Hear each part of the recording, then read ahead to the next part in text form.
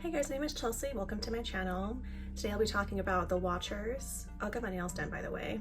This kind of reminds me of the nails from Holes, you know, when she like puts the poison on it and then she scratches them.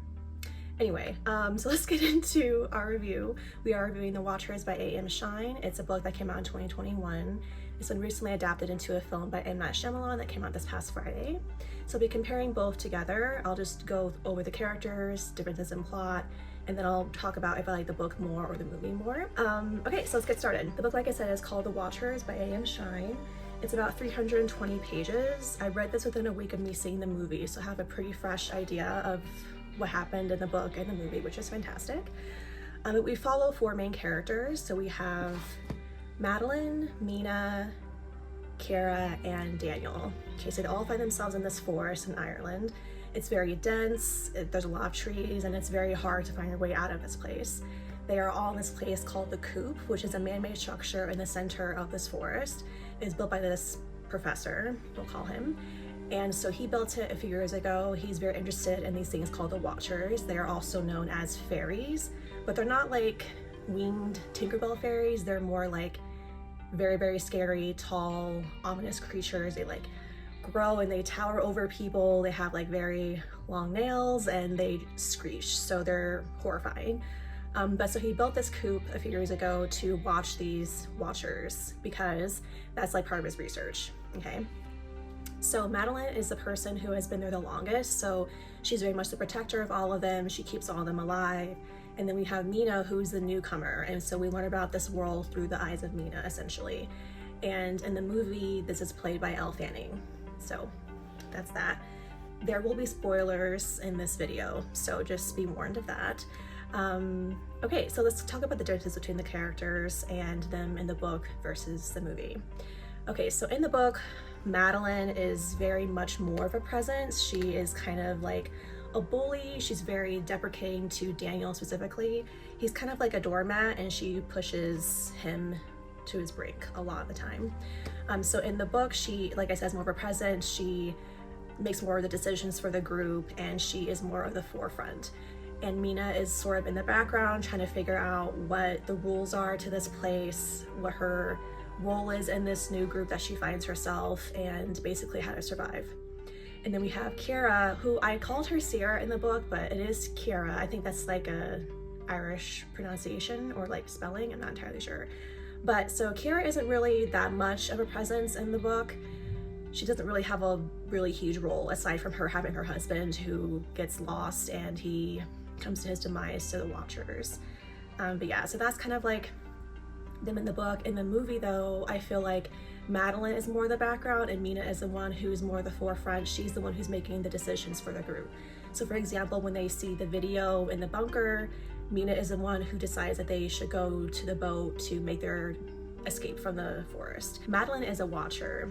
She's half Watcher, half human. And then we have Daniel, who is more of, like I said, a doormat in the book, but in the movie, he's still a doormat, but I feel like he has more of an self-assurance of himself and he's more determined to get himself out. So that's a big difference as well. Another big difference is in the book, when they're in the coop, the characters are more just chilling. There's not a whole lot of like time for them to really do anything. So they're just like hanging out together. And that's why I feel like in the book, they feel like more of a unit and more of a family, because like you're in a forest with people for months at a time. You know, they have to rely on each other for food and water. Like they forage together, they set traps for the birds. So they really have to rely on each other in order to make it through. And so I do feel like in the book, they are more glued together and they like move as like one organism throughout the forest to try to figure out how to get themselves out. Whereas in the movie, they did feel much more disconnected from each other and they didn't really talk that much. And this is also because in the book, like I said, they're just chilling, but in the movie, they are very much performing for the Watchers. So Kara, for example, she's a dancer, so she like dances for them, and they have a TV where they can watch like old reality TV shows. And Mina is like drawing on the ground to see what the path of the forest is and the layout and everything. So they're much more interactive in the movie, and they are, like I said, performing for the Watchers. It seems like they are trying to like get the Watchers to like them or to like entertain them a lot more. And for the book, I found it difficult to figure out the layout of the coop in reference to the Watchers and to the characters. So like in the book, I got the impression that there is a corridor that leads from the door to the living room, so there's that separation. And then I was under the impression that the Watchers had their own separate segment in the coop as well. So I got the impression that the Watchers came into that portion of the coop to watch the humans. However, in the movie, it seemed like there was just the door that led straight into the living room, and then the Watchers watched them from outside from the tall pane of glass. And so like that was a little bit confusing for me. It doesn't really hinder the story at all. I just found that his writing sometimes I found it a struggle to figure out the layout of everything. Also, A.M. Shine is a very descriptive writer, which is great. Like some of his lines were just very poetic to the point where they like lingered and I thought about them a few pages later. However, I do feel like when he was describing the characters, he did a lot of that. Like I think there was one page where he described how someone looked for like 3 paragraphs. And like I understand he's trying to like get us into the story, but I just felt like it took me out of the story because the descriptions that he was writing about did not help me understand the characters more, and it didn't really relate to their place in the forest or how they were going to get out or anything. So I found it to be a little bit loquacious, I suppose. And so that kind of took me out a little bit. Okay, another last difference I'm going to talk about with the book and the movie. There were a lot, but I feel like I'm going to talk about the main ones here. So the last one I want to talk about is the ending. So in the book, she actually sees Mina at a restaurant and she tells her that there's more Watchers out there. And then in the movie, Madeline sees Mina from afar, and then we get the impression that she's, of course, part Watcher, part human, and then it kind of ends there. And then also in the ending in the book, Mina is talking to her sister, they're like very estranged from one another, and that's apparent in both the book and the movie. However, in the movie, when she tells her sister about the Watchers, that's like their point of connection, and that they use that to further their relationship and to become closer to one another. And so that was a bit different because in the book, they definitely all agreed to not tell anybody about their experience, and they were like, no one's gonna believe us anyway, so let's just like keep this on the down low. And in the book, Mina and her sister's relationship is again very estranged. However, in the book, Mina realizes that her sister doesn't really care about her on a human level, and she more so checks in with her as a promise to their mother who has passed away.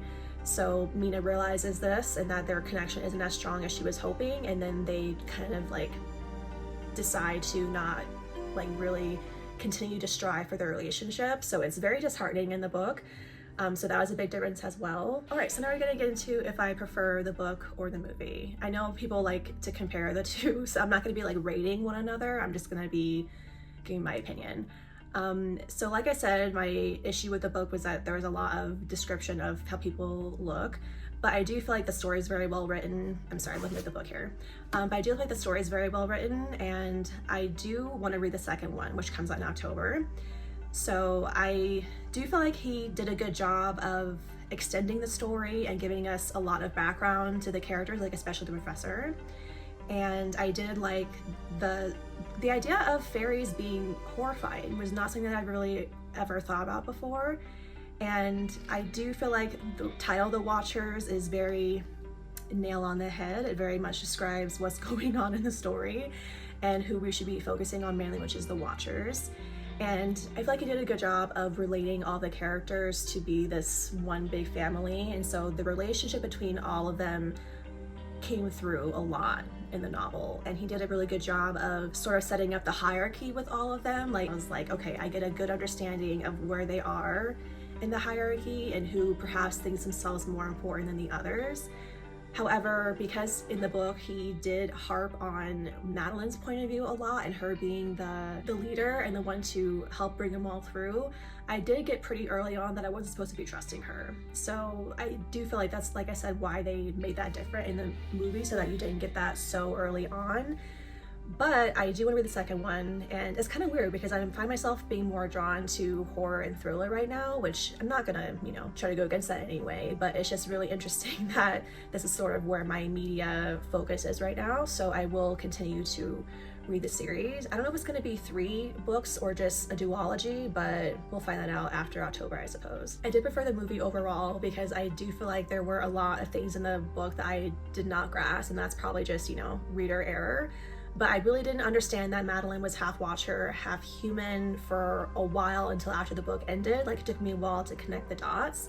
He did describe it in the book, but I just feel like I didn't really understand the gravity of that, because I didn't really get if like the professor had relations with a fairy, aka a Watcher, or if he just favored Madeline as one of the Watchers and he like taught her how to walk in the light, for example, and how to do all these things that her normal Watcher family couldn't do, because that's the whole thing with her being half Watcher, half human, is that she is able to go out in the sunlight, and that's one of the rules in the coop, is that you're supposed to be in the coop at nighttime, basically, so that's when the Watchers are at their rowdiest and they're at their most dangerous. And so yeah, I didn't really get that for a while, but I feel like the movie did a better job of explaining that.